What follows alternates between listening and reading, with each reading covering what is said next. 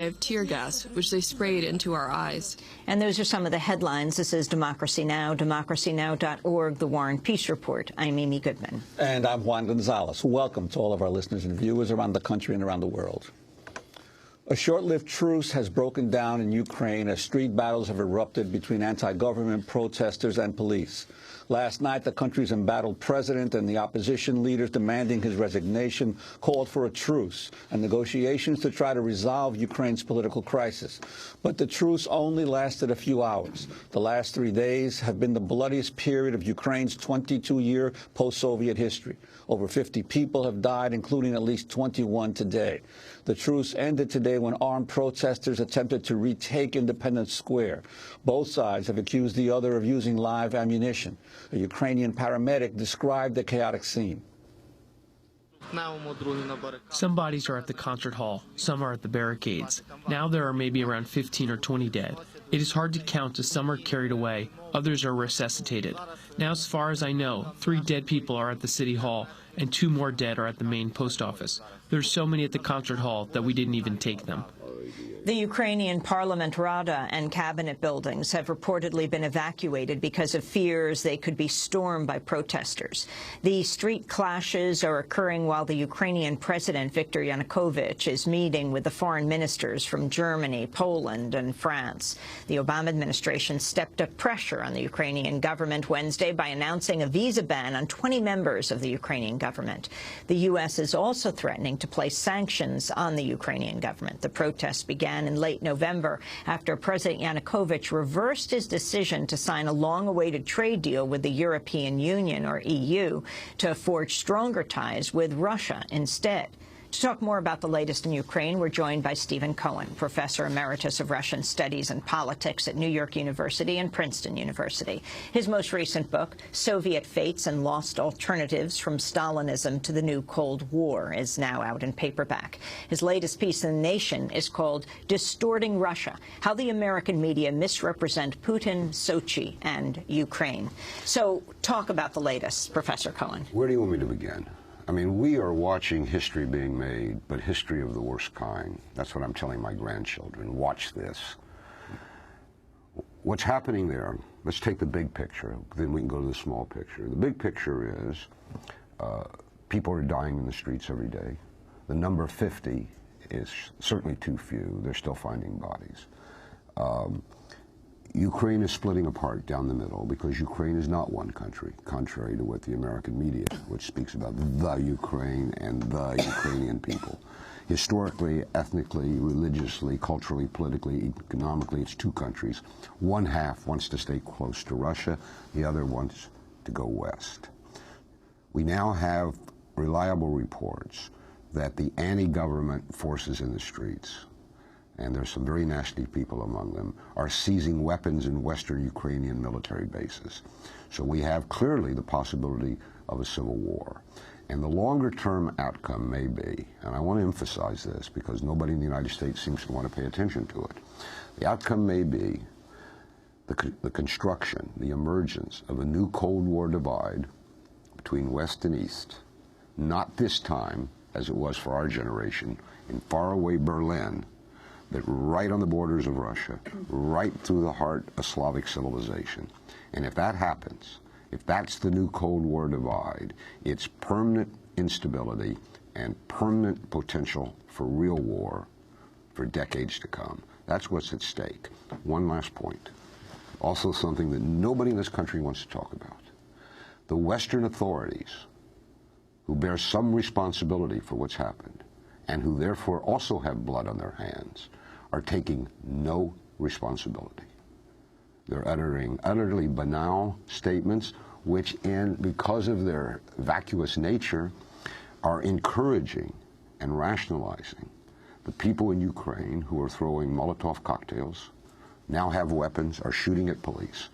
We wouldn't permit that in any Western capital, no matter how righteous the cause. But it's being condoned by the European Union and Washington as events unfold.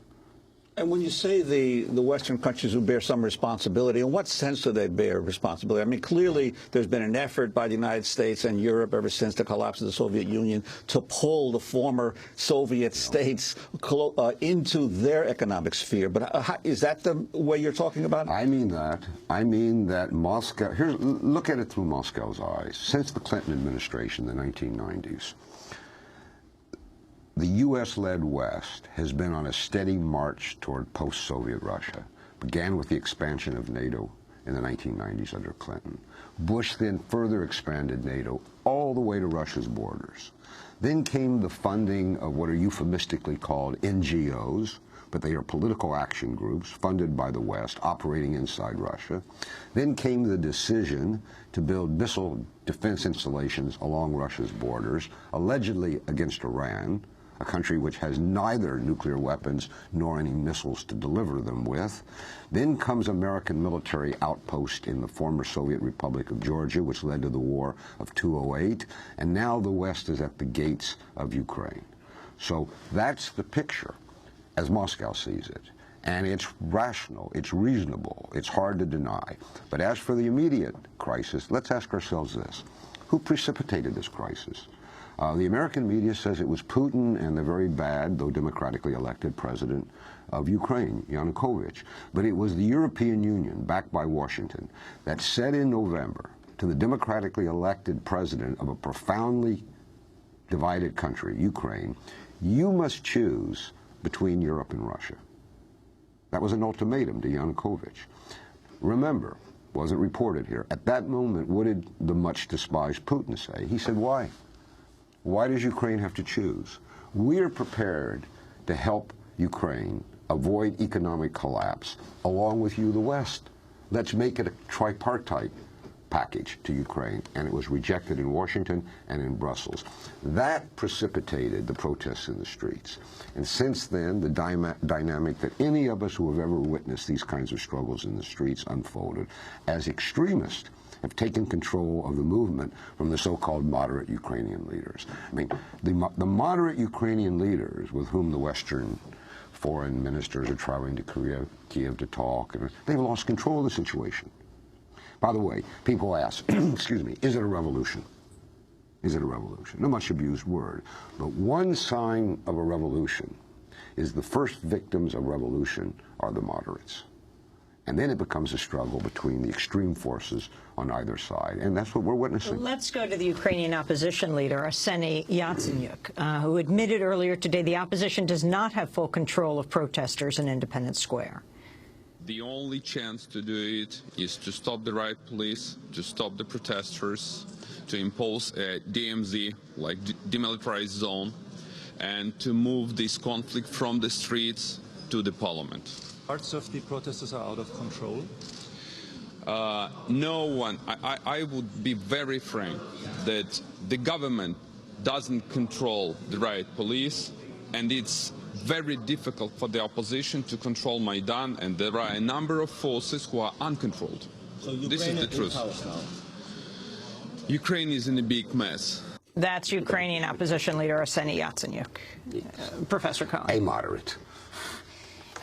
Who wants to be president? Let's go to President Obama. He's in Mexico for the big Mexico-Canada-U.S. summit, talking about Ukraine. With regard to Ukraine, along with our European partners, we will continue to engage all sides. And we continue to stress to President Yanukovych and the Ukrainian government that they have the primary responsibility to prevent the kind of terrible violence that we've seen, to withdraw riot police, to work with the opposition to restore security and human dignity and move the country forward. And this includes progress towards a multi-party technical government that can work with the international community on a support package and adopt reforms necessary for free and fair elections next year. Ukrainians are a proud and resilient people who've overcome extraordinary challenges in their history, and that's a pride and strength that I hope they draw on now. That's President Obama in Mexico, Professor Cohen. What are you asking me to comment on? Your response to his response. To what he just said, shame. Shame. He is saying that the responsibility for restoring peace is on the Ukrainian government, and it should withdraw its security forces from the streets.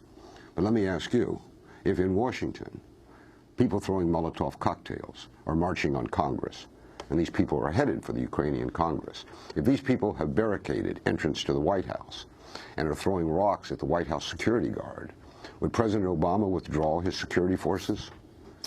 This is, and do you know what this does?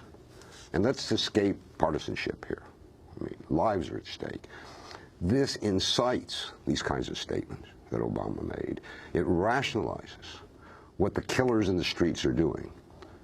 It gives them Western license, because he's not saying to the people in the streets, stop this, stop shooting policemen, stop attacking government buildings, sit down and talk. And the guy you had on just before, a so-called moderate leader, what did he just tell you? We have lost control of the situation. That's what I just told you. He just confirmed that.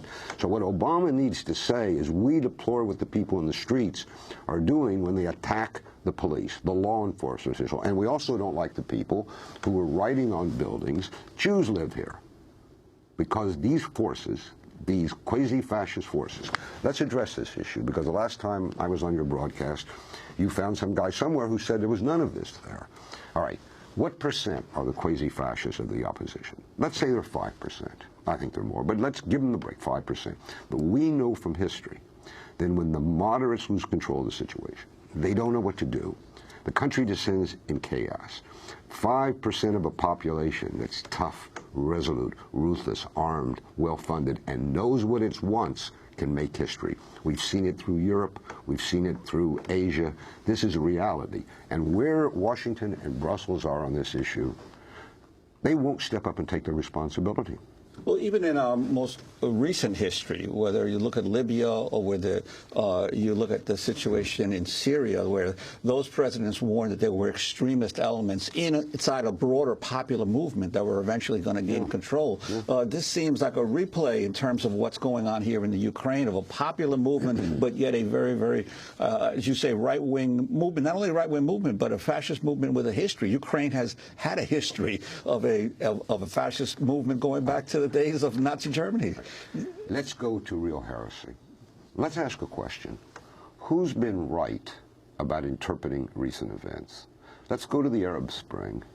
Obama in Washington said this is about democracy now. This is great. Russia said, wait a minute.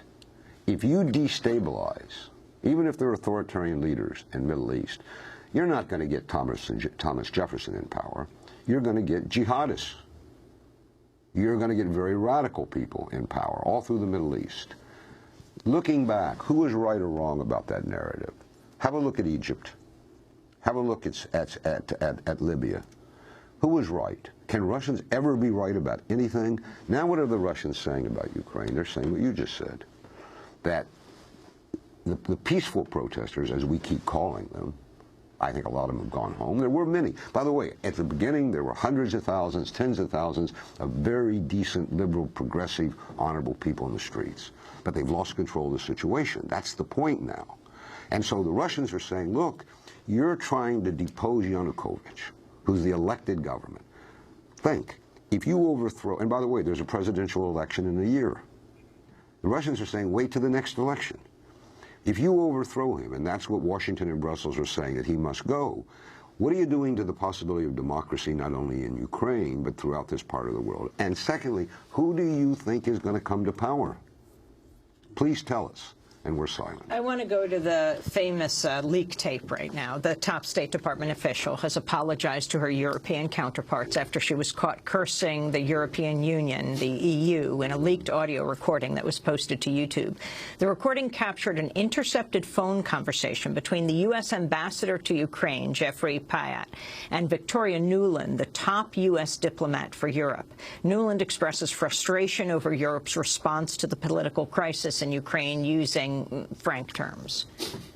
So that would be great, I think, to help glue this thing and have the UN help glue it. And, you know, the EU. While Assistant Secretary of State Victoria Nuland's comment about the EU dominated the news headlines because she used a curse, there were several other very interesting parts of her conversation with the U.S. ambassador to Ukraine. let me work on Klitschko, and if you can just keep, I think we want to try to get somebody with an international personality to come out here and help to midwife this thing. And then the other issue is some kind of outreach to Yanukovych, but we probably regroup on that tomorrow as we see how things start to fall into place.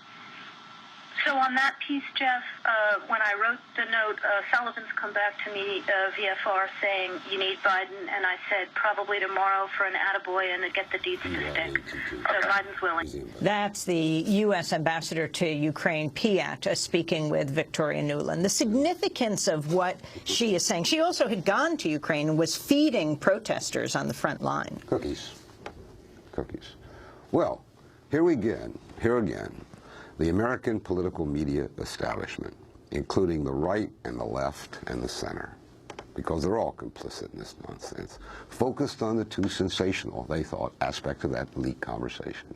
She said, F the European Union. And everybody said, oh my God, she said the word. The other thing was, who leaked it? Oh, it was the Russians. Those dirty Russians leaked this conversation. But the significance is what you just played. What are they doing? The highest-ranking State Department official, who presumably represents the Obama administration, and the American ambassador in Kiev are, to put it in blunt terms, plotting a coup d'etat against the elected president of Ukraine. Now, that said, Amy, Juan, you may say to me, neither of you would, but hypothetically, that's a good thing. We don't like this. We don't care if he was elected democratically. He's a rat. He's corrupt. And he is all those things. He is. Let's depose him. That's what the United States should do. Then the United States should stand up and say, that's what we do. We get rid of bad guys. We assassinate them and we overthrow them. But in Washington and Brussels, they lie. They're talking about democracy now. They're not talking about democracy now. They're talking about a coup now. Well, this is more from... And we American citizens should be allowed to choose which policy we want, but they conceal it from us.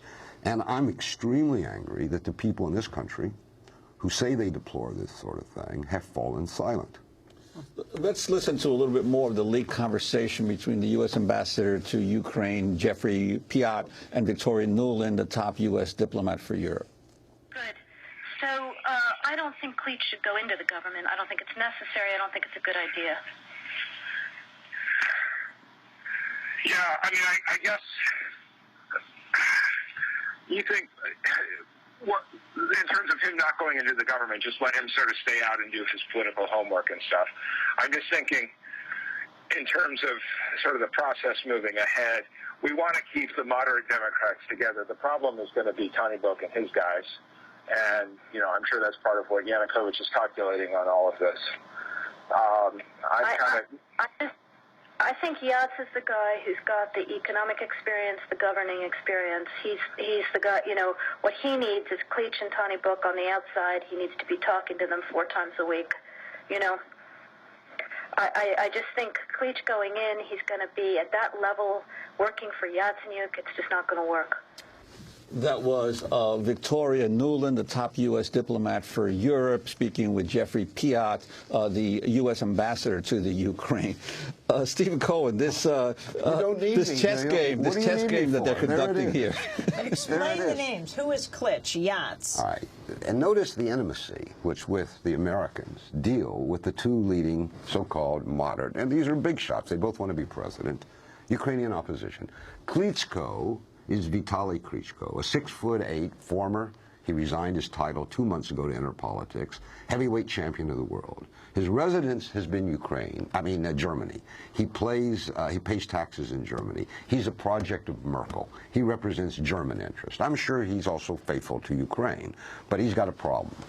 Yatsenyuk, or not Yatsenyuk, but the guy she calls Yats, is the representative of the Fatherland Party. It's a big party in Parliament, but Washington likes him a lot. They think he'll be our man. So you could see what they're saying. We don't quite trust Klitschko. Now, if you want to get esoteric, that's the tug between Washington and Berlin. They're not happy with Merkel, the Chancellor of Germany. They don't like the role Merkel's playing generally. They think Germany's gotten too big for its britches. They want to cut Merkel down. So you noticed Klitschko, the boxer, is Merkel's proxy, or at least she's backing him. You notice what they say. He's not ready for prime time. Let him do his homework.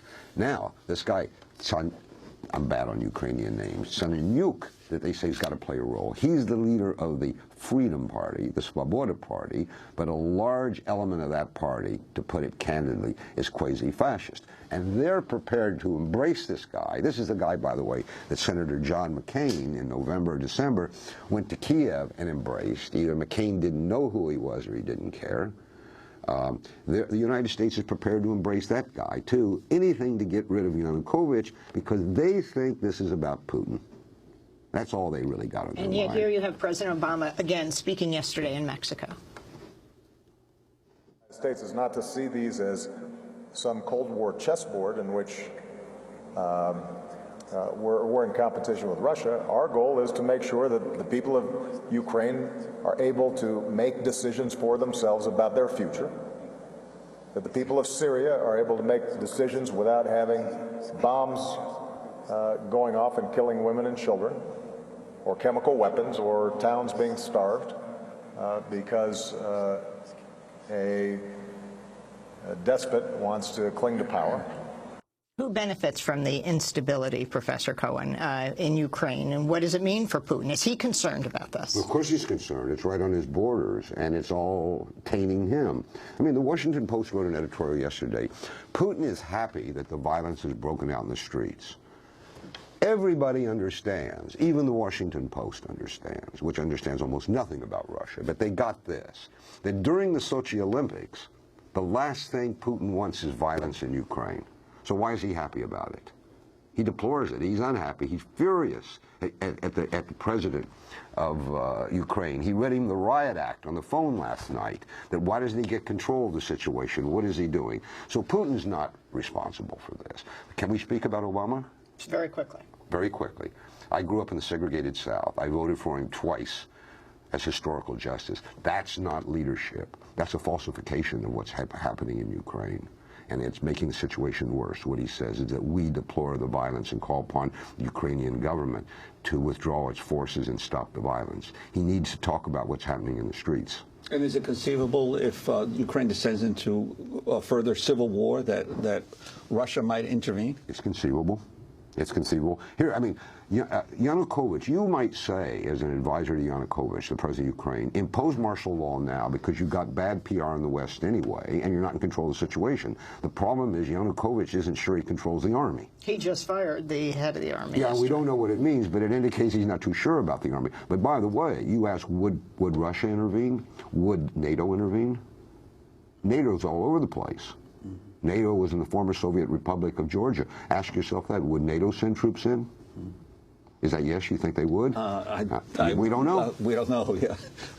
And we're not going to be told, just like we're not being told what's going on in these private conversations about deposing the president of Ukraine. Unless if they they're depose, leaked again. Yeah, and if the Russians leak them, it doesn't count. Is that right? The U.S. can hardly protest, given the whole scandal well, you know what with the said? NSA recording They conversations. said, when this got leaked, that this is a low point in statecraft. After Snowden, I mean, what did Tennessee Williams used to say? Mendacity? Mendacity? The mendacity of it all? Don't they trust us, our government, to tell us a little bit of the truth at last? Stephen Cohen, I want to thank you for being with us. So we're going to move on to Venezuela. Stephen Cohen is Professor Emeritus of Russian Studies and Politics at New York University and Princeton University. His most recent book, Soviet Fates and Lost Alternatives, From Stalinism to the New Cold War. It's just out in paperback. His latest piece in The Nation is Distorting Russia, How the American Media Misrepresent Russia, Sochi, and Ukraine. This is Democracy Now! Back.